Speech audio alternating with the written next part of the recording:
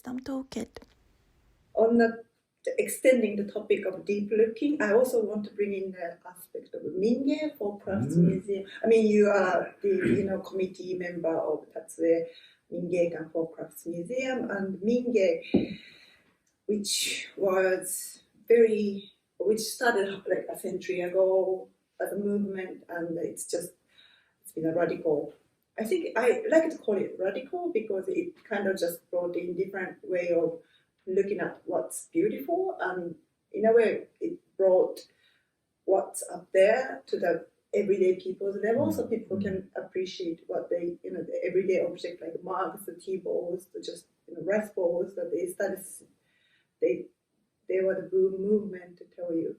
what you have in your hand is actually beautiful, and you are also like suggesting a way to find beauty. I mean, maybe I'm just saying too much, but it's the way of looking at what's beautiful. So I wanted to sort of bring in this conversation, deep looking in relation to Mingei. 民芸についてもちょっとお聞きしたいなと思っていて、多津衛民芸館の理事でもいらっしゃるし、その美しいものとの向き合い方、自分が何を美しいと思うかっていうことを発見する、何が自分にとって美しいんだろうっていうのを発見する方法をこの本で示してくださっていて、で民芸っていうのもやっぱり100年前にいやあなたが毎日使ってるお茶碗が実は美しいんですよっていう意味ですごくこういうみんなの考え方をガラッと変えさせるような運動だったんじゃないかなと思うので、なんかその関係で考える民芸のこととか考えたりします？この本の関係で。そうですね。本当に民芸はね、2、3年前、多津衛民芸館との関係で、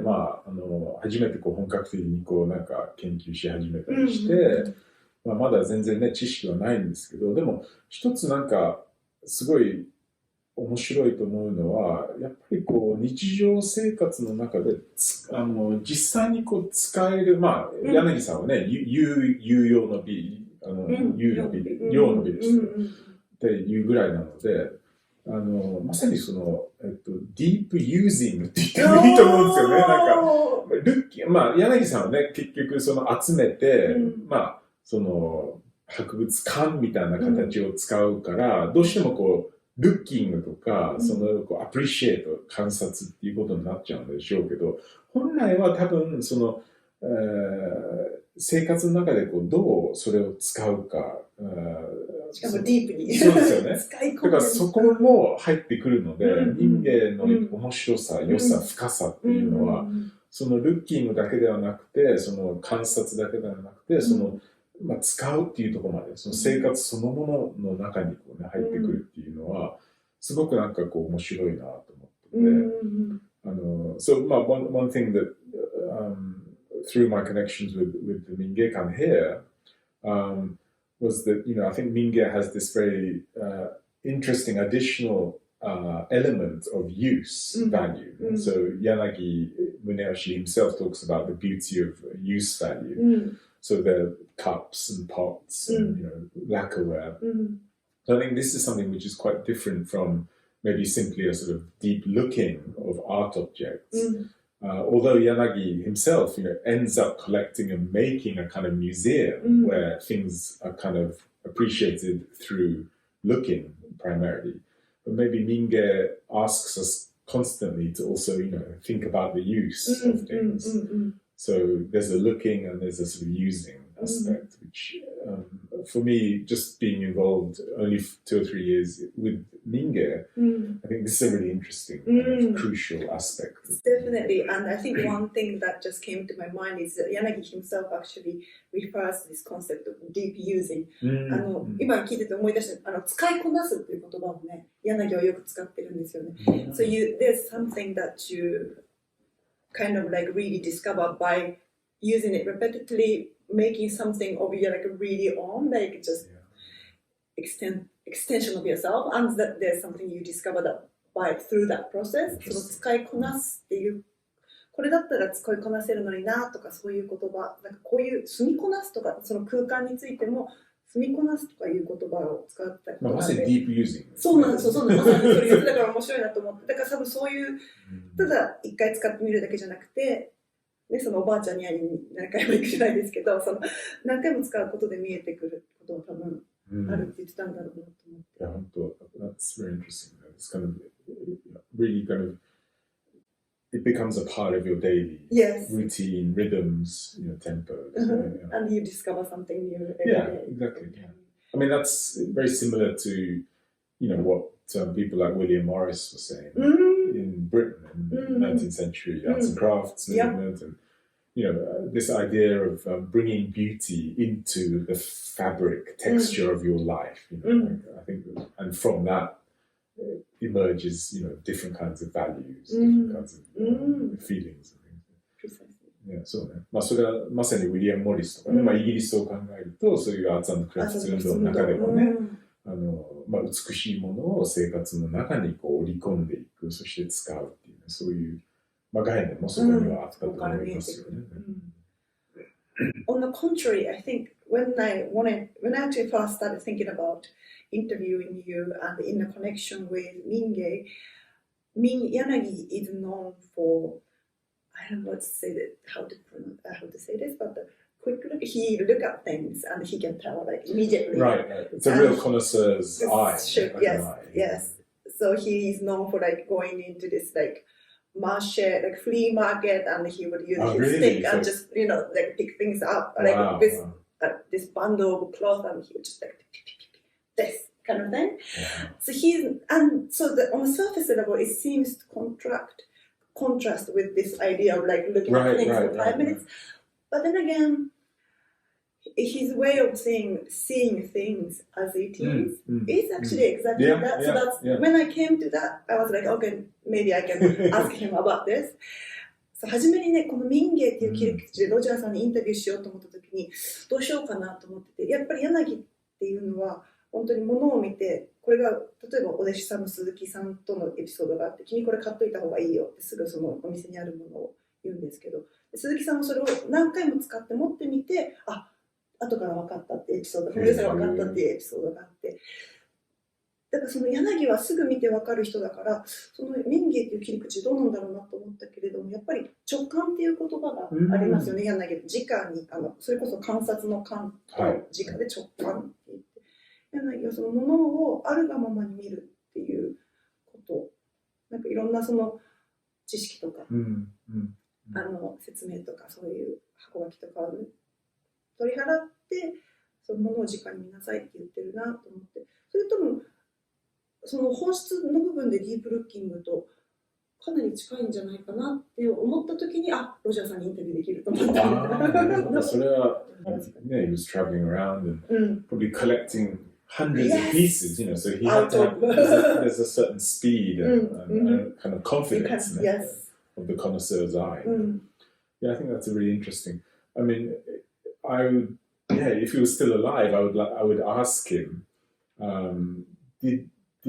wonder if he did any kind of daily practice of meditation or daily zazen or something like this. That's really interesting, because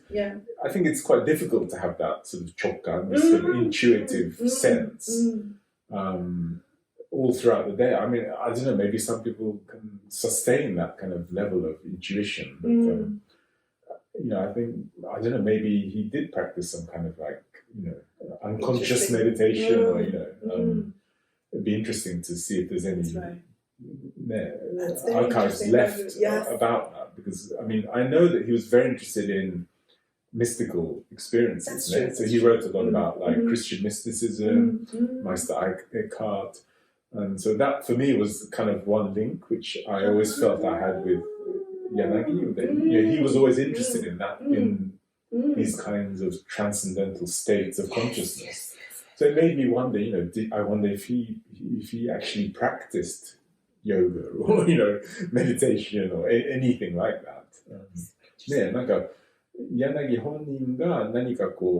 そういう直感的な意識を常に自然に持てたのか、もしくは私はもし彼が生きてたらぜひ聞きたいのは、なんか日常的に瞑想なりヨガなり何かそういうその修行的なプラクティスですね、実践を毎日なり、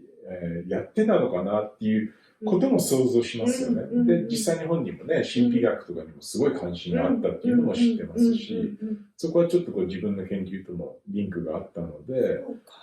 なんかその辺ってこう資料残ってないのかなって逆に聞きたいところですよね。柳の日々の生活がね、いやいや、面白いです。確かに。それでやっぱりね、よく言われてるのが、そのウィリアム・ブレイクとかそういうところから出発した。確かにね、まさにそういう神秘主義者ですよね、ブレイクのね。主義者。柳がこう民芸に行って、また最終的にその宗教に戻って、やっぱり鈴木大拙先生とかの影響もあって、浄土宗か、その念仏を唱えるっていうところの、念仏を浄土宗でいいのかな、念仏を唱えることで救われるっていう、その念仏を何回も、まあそれもある意味そこから瞑想的なところ、意識に入るっていう人たちの美しさにもすごく惹かれていくんですけど、浄土宗とその禅っていうのはまた全然違う、その高みに通じる行くまでのあり方で全く別の自力と他力って言われる世界でもあると思うんですけど、その何かが最終的にそこに行ったっていうところがよく言われていることで、That's like super interesting,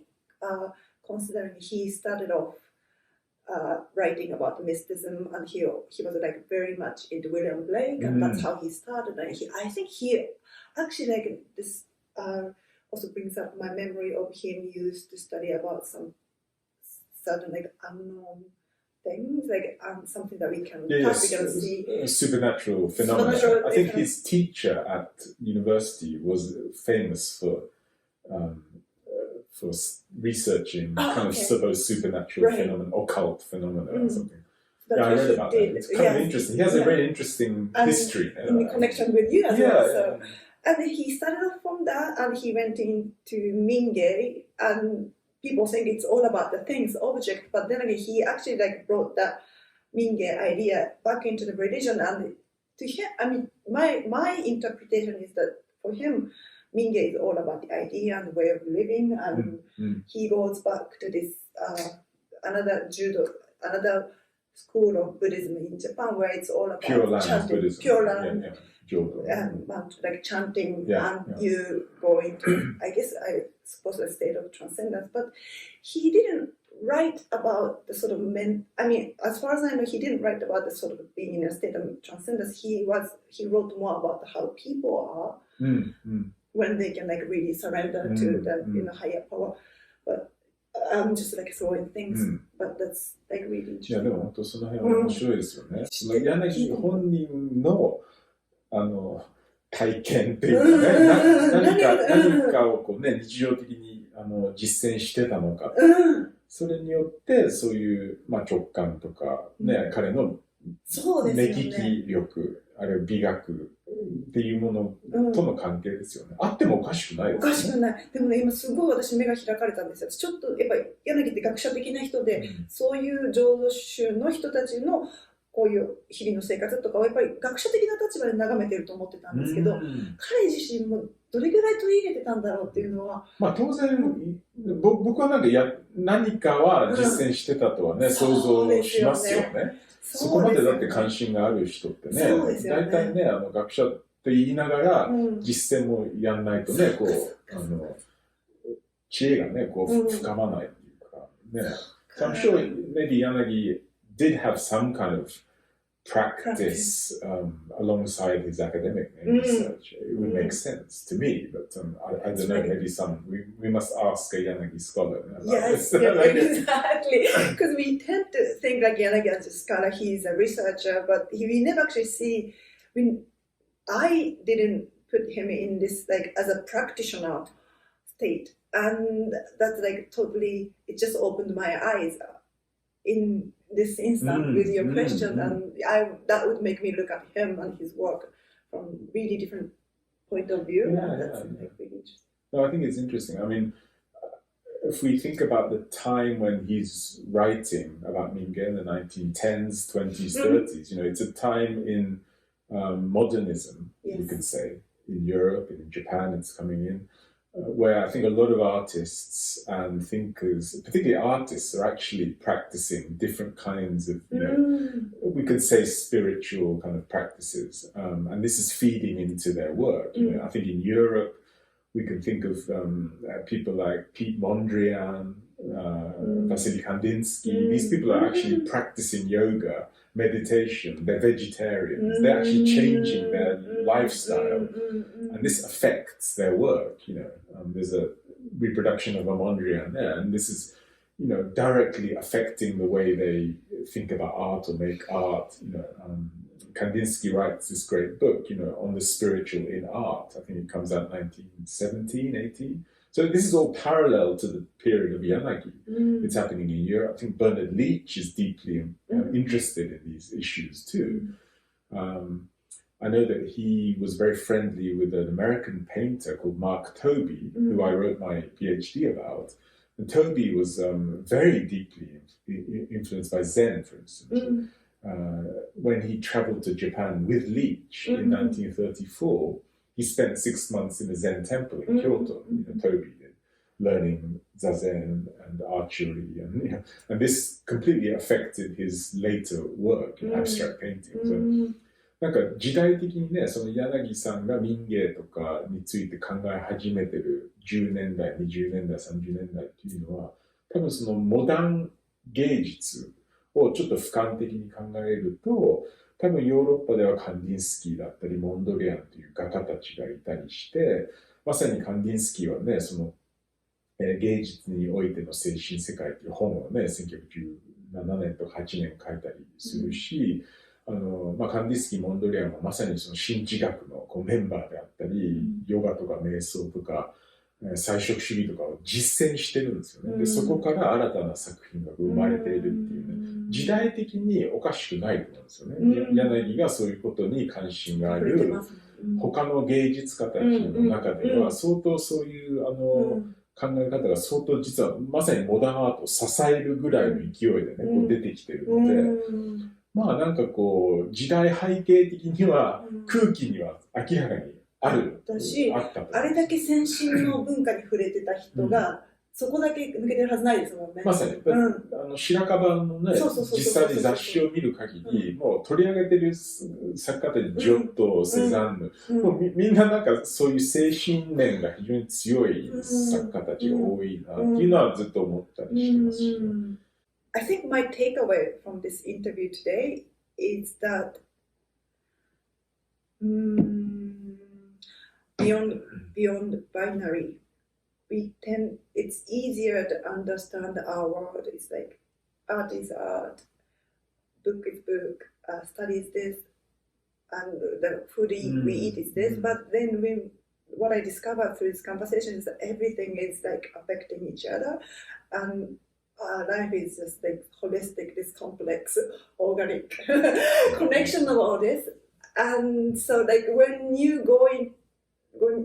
see the art and you think you're seeing art, but like what's behind it, I think it's also this way really resonates with Mingei as well, because when Kawai Kanjiro said that when you're looking at the object, you are looking at actually the person who made it, the craftsman who made it, and people can actually see through the quality of the human beings or the life through the object. So this is a lot more complex and harder to digest, but it's once you start appreciating, there is suddenly a richness in it. That's my takeaway. 今日聞いて思ったのが本当にやっぱり二元性を超えた世界というか、私たちこの世の中を理解するときにアートはアート、ご飯はご飯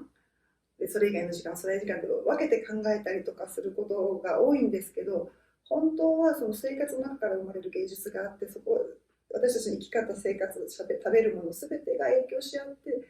るんだよっていうのを教えてもらったと思います。で、ある意味その絵の裏側にある世界、そのとかそれを感じる自分とか、民芸でも通じると思うんですが、河合勘次郎がそのものから見えてくるその作り手の生活とかがあるっ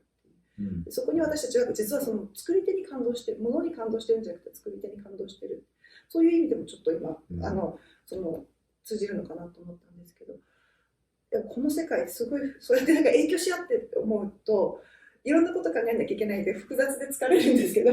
でもそれ考えすごい面白いなと思って、すごい豊かだなと思って。その複雑さ、ある意味では難しい複雑さが、まあ多分大事なんでしょうね。多分、それをね、今の、まあわかんない、我々が生きてる社会っていかにこう、キャッチコピーにシュッてこう、単純化しようとしてるじゃないですか。まあマーケティングから全てね、その教育ももしかしたらその方向になっていってる。でも実は、まあ、アートからすごくやっぱ学べる大きなとこっていうのは、複雑な関係性だと思うんですよね。あるいは無限の関係性、infinite relationality って言うと思うんだけど、I think this is what, we really learn from looking deeply at arts, music, painting, Mingei, is this idea that things are very much interrelated. A friend of mine, Jeremy Gilbert, he has this phrase, infinite relationality, which I think is a wonderful phrase. It sort of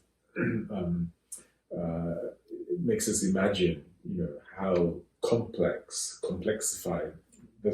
things in the world are. In an age when I think, marketing and education and television wants to put everything into a short catchphrase. And I think it's difficult. It's maybe tiring to think about all the time. But I think it's really important to have this sort of openness to the complexity of our world and to art and how Mingei and food and all things are related. So まさにね、このちょっとめんどくさいかもしれないけど、たまにはこの複雑な関係にね、こうまあ開いていくっていうこともね、なんか今の時代だからこそ大事なのかなって思いません？なんかね、すべてがね、こう読み取れる答えがあるみたいなね、すごいこうテクノクラティックなこう、方向ではなく、芸術から学べるね、この無限の複雑性みたいなものっていうのは、すごくやっぱり大事なのかなと思ってて、一言にはあえてね、落とし込めないのがアートなのかなっていう。逆にでもそれでいいんだよっていうことだね。答え分かんなかったって言って、なんか私分からなかったからダメなんだじゃなくて、そういうもんだみたいな、ある意味救いになり得る。まあ答えがあるとしたら、一瞬だけでまたその複雑さの海の中に消えていく。だからそういうのが多分学者たちとかね、なんていうの、